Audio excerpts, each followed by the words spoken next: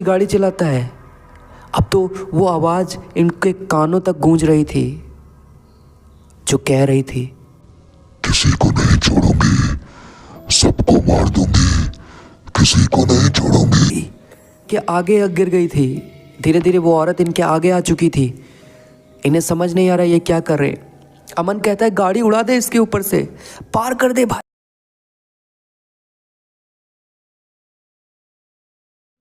Hello दोस्तों, मैं आपका होस्ट और दोस्त रजत भारद्वाज स्वागत करता हूं आपका एक और नए वीडियो में।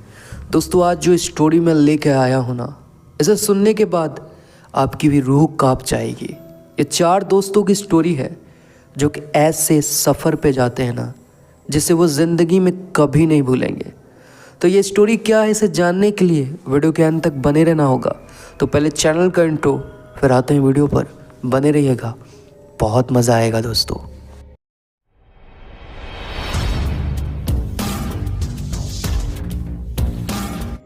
दोस्तों, ये कहानी है 4 दोस्तों की, अमन, रिया, राज और नेहा की। ये चारों बहुत अच्छे दोस्त हैं। बचपन से ही एक साथ ये लोग बड़े हुए हैं। छुट्टी मिली हुई थी तो ये लोग ने सोचा कहीं लॉन्ग ड्राइव पे चला जाए और इन्जॉय किया जाए।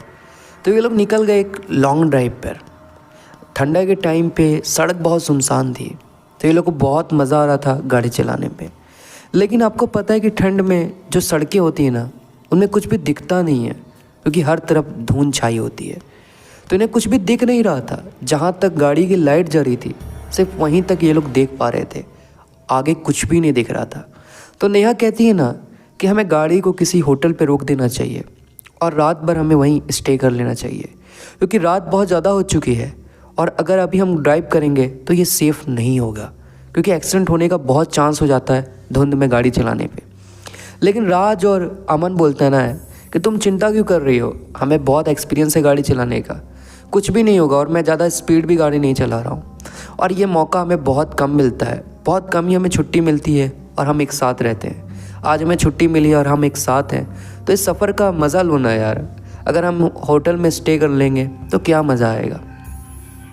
तो नेहा और रिया अमन राज की बात मानती है। ये लोग आगे चलने लग जाते हैं। कुछ दूर जाने के बाद ना इन्हें एहसास होता है कि इनकी गाड़ी के इंजन से कुछ आवाज़ आ रही है। राज कहता है कि अमन, तुझे भी लग रहा है क्या कि इंजन से कुछ आवाज़ आ रही है?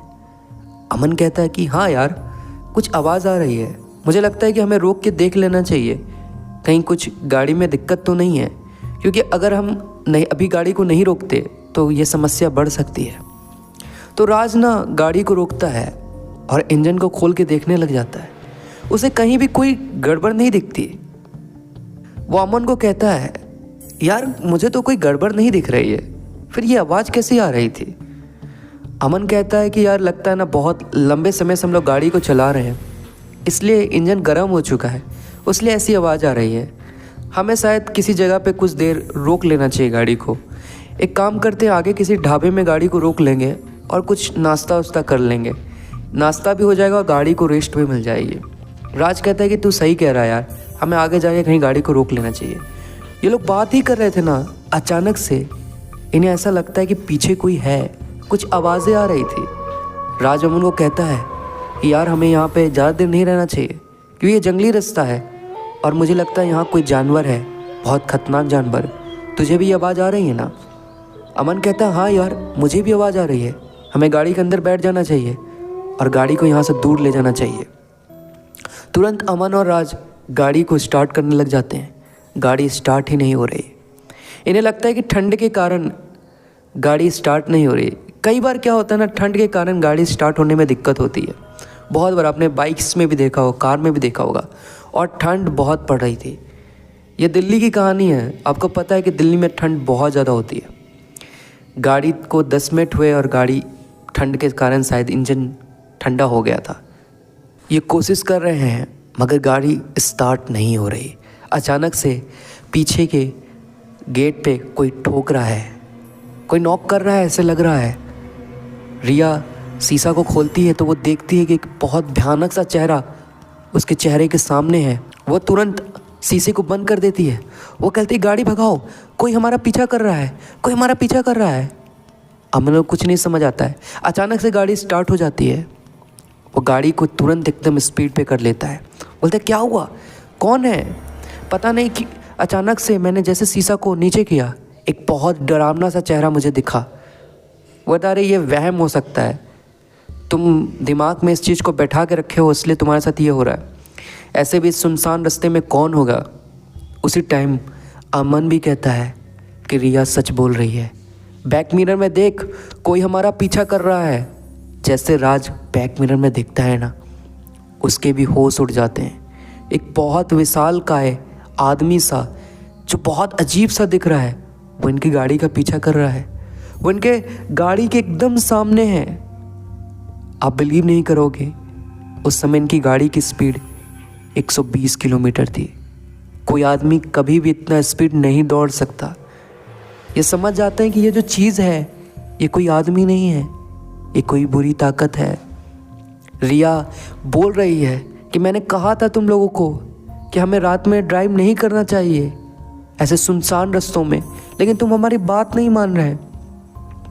अमन, रिया, राज और नेहा पूरी तरह से डर चुके हैं। एकदम ठंड के मौसम में भी इनको पसीने आ रहे हैं। ये इतना डर चुके हैं, इन्हें समझ नहीं आ रहा ये क्या करें, क्योंकि वो जो चीज़ है ना इनका पीछा ही नहीं कर रही है।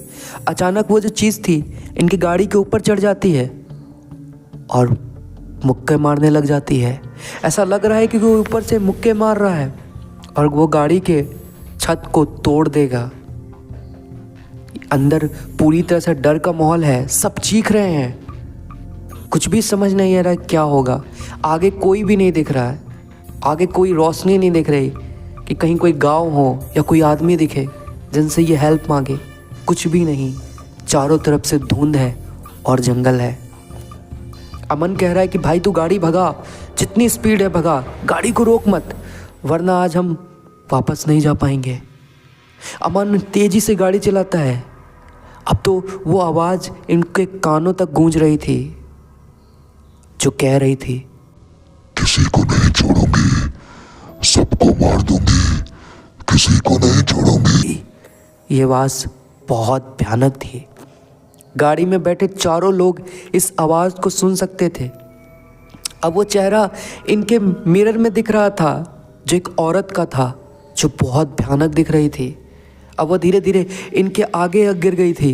धीरे धीरे वो औरत इनके आगे आ चुकी थी। इन्हें समझ नहीं आ रहा ये क्या कर रहे। अमन कहता है गाड़ी उड़ा दे इसके ऊपर से, पार कर दे भाई, पार कर दे। नेहा और रिया की हालत बहुत ख़राब है। राज स्पीड बढ़ाता और उसके ऊपर से गाड़ी पार कर देता है। गाड़ी पार हो गई। वो औरत कहाँ गई? वो औरत कहाँ है? अमन बैक मिरर से पीछे देखता है, वो औरत नहीं दिख रही। ये भगवान का शुक्रिया अदा करते हैं। ये कहते हैं लगता है वो बला टल गई। इनके सांस में सांस आती है। ये कहते हैं कि चलो यार जो बला थी वो टल गई। इसी टाइम नेहा कहती है वो बला टली नहीं, वो हमारा पीछा कर रही है। वो देखती है कि बैक मिरर में वो औरत है, वो अभी भी इनका पीछा कर रही थी। ये बहुत डरे हुए हैं। राज को कुछ भी समझ नहीं आता। राज और स्पीड चलाता है। अचानक से उनकी गाड़ी जाके पास के एक पेड़ से टकरा जाती है। सुबह जब अमन की आंख खुलती है तो वो देखता है कि वो किसी गांव में पड़ा हुआ है। वो तुरंत चीखता है, मेरे दोस्त कहाँ हैं? कहाँ हैं? राज कहाँ है? रिया कहाँ है? नेहा कहाँ है? उसे नेहा और रिया तो मिल जाती है, मगर राज का कुछ भी पता नहीं। वो गांव के लोगों को कहता है कि मेरे साथ एक और लड़का था, वो कहाँ है? गांव के लोग कहते हैं यार तुम लोग 3 ही लोग तो थे, गाड़ी में हमें सिर्फ 3 लोग मिले और कोई नहीं था वहाँ पे। राज कहाँ गया? अमन रोने लग जाता है सर पे हाथ रखकर। वो कहता है कि मेरी गलती है। नेहा तो कह रही थी कि हमें रात में नहीं जाना चाहिए, लेकिन हमने बात नहीं मानी और इतनी बड़ी मुसीबत में फंस गए। मेरा दोस्त कहाँ चला गया? अब मैं उसके परिवार को क्या कहूँगा कि कहाँ गया राज? वो कहता है कि मुझे वहाँ लेके जाओ जहाँ हमारा एक्सीडेंट हुआ था। उसके पैर में बहुत चोट लगी है, गांव के लोग सहारा देते हैं और उसे लेके जाते हैं। वो ढूंढता है, उसे राज का फ़ोन गिरा हुआ मिलता है, लेकिन राज का कहीं भी अता पता नहीं है। गांव के लोग भी आसपास ढूंढ रहे हैं, मगर किसी को भी राज नहीं दिख रहा है। पता नहीं राज कहाँ चला गया। गांव के लोग बोलते तुम्हारे साथ हुआ क्या, और ये एक्सीडेंट कैसे हो गया। तो जब अमन ये सारी बात गांव के लोगों को बताता है ना, तो गांव के लोग बोलते हैं अब अपने दोस्त को भूल जाओ तुम, वो तो तुम्हारे किस्मत अच्छी है कि तुम तीनों बच गए, वरना तुम भी नहीं बचते, वो तुम्हें भी ले जाती। वो डाकनी है, वो किसी को नहीं छोड़ती। ये बात सुनकर उसे बिलीव नहीं हो रहा कि उसका दोस्त अब नहीं मिलेगा उसे। इधर नेहा और रिया की हालत भी बहुत ख़राब है। वो होश में तो आ चुकी है, लेकिन उसे कुछ भी याद नहीं है, वो कुछ भी बोल नहीं रही, वो अमन को भी पहचान नहीं रही है। वो अजीब हरकत कर रही है, बहुत अजीब। गांव के लोग कहते हैं कि इसे पुजारी के पास लेके जाना होगा, ये अपने बस में नहीं है, इन्हें कुछ भी याद नहीं है। इनके ऊपर उस डाकनी का साया है। फिर इन्हें पास में जो मंदिर है वहाँ लेके जाया जाता है। पुजारी जी इनके ऊपर से उस बला को उतारते हैं। उसके बाद ही जाकर जो रिया और नेहा है उन्हें होश आता है। वो भी पूछते हैं राज कहाँ है, राज। अमन क्या कहेगा कि राज को वो डाकनी ले गई। अमन अपनी नज़रों को झुकाता है और कहता है उसे वो ले गई, वो डाकनी उसे ले गई। तो दोस्तों देख सकते हैं रात में सफ़र करना कितना घातक हो सकता है। वो सफ़र ये लोग ज़िंदगी में कभी नहीं भूलेंगे। आप लोग कमेंट में बताएं आपको क्या लगता है, राज जिंदा है, ये राज को उस डाकनी ने मार दिया। अगर ये स्टोरी आपको पसंद आई तो इसे अपने दोस्तों तक शेयर करें। चैनल पर नया तो सब्सक्राइब करें। फिर मिलते हैं दोस्तों ऐसे इंटरेस्टिंग वीडियो के साथ। अभी के लिए बस इतना ही।